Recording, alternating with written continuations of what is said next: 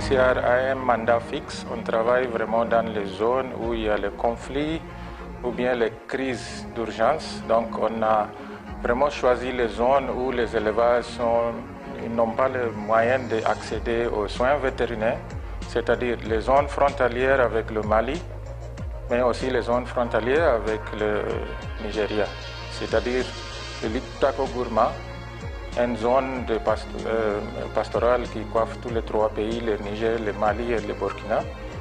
Et donc 10 communes dans les zones de Tillabéri et Nord-Tawa, et aussi côté Difa. Dans la région de Difa, on a travaillé dans 22 communes. Et la vaccination a duré 45 jours. Donc c'est un appui qu'on a donné à l'État. On a dit qu'on va travailler vraiment dans les zones où même les services étatiques ne vont pas y aller, et on a donné un appui, une assistance aux vaccinateurs et les vétérinaires privés pour vraiment accéder les zones. On a négocié l'accès, parce que vous le savez, les CICR, nous on garde toujours le contact avec les rougards, les garçons, les leaders des éleveurs, pour avoir au moins plus d'accès que des autres acteurs. C'est ça qui nous donne la confiance que vraiment, nous, on n'est pas cible. Chaque fois quand on amène les médicaments, les vaccins, on dit que nous, on est là pour aider les éleveurs, et c'est comme ça on est sécurisé sur le terrain. Donc on peut dire que c'est avec presque 200 vaccinateurs, avec les vaccins donnés par l'État, 3 types de vaccins, on a pu vacciner 2 700 000 animaux. Et aussi, on a ajouté ce qui était important, ce qui a attiré les éleveurs de venir, c'était le déparasitage. On a fait un déparasitage stratégique pour presque un tiers des animaux vaccinés.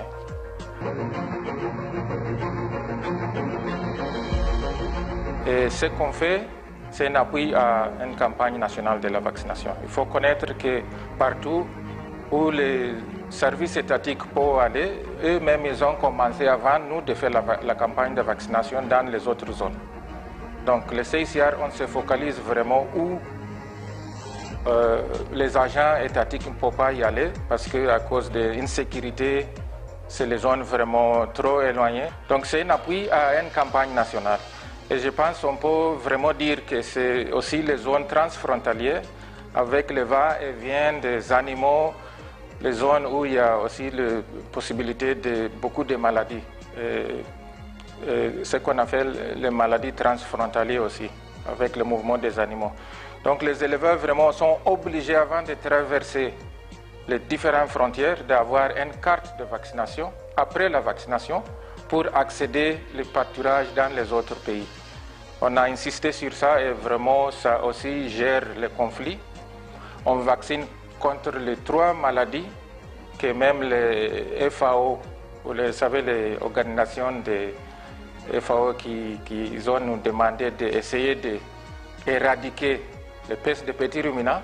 Donc on est en train d'aider tous les États, les pays différents, de faire l'éradication des pestes de petits ruminants, peste bovin, contagieuse, PPCB, et aussi les pasteurellose caméliennes. Donc c'est les 3 vaccins que grâce à l'État, nous on donne juste le support pour la logistique et les moyens de déplacement pour les vaccinateurs.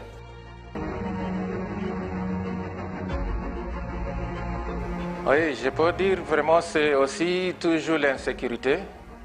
Et je pense qu'il y a les zones où il y a une forte concentration des animaux, où même les vaccinateurs n'ont pas eu la chance d'accéder.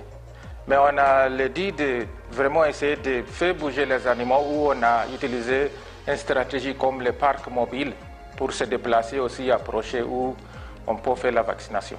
Sinon, l'insécurité, c'était vraiment le souci principal. Ils ont aussi souligné le manque assez d'équipes sur le terrain. Vous le savez, une équipe de 3 personnes ne peut pas vacciner plus de 1000 animaux par jour.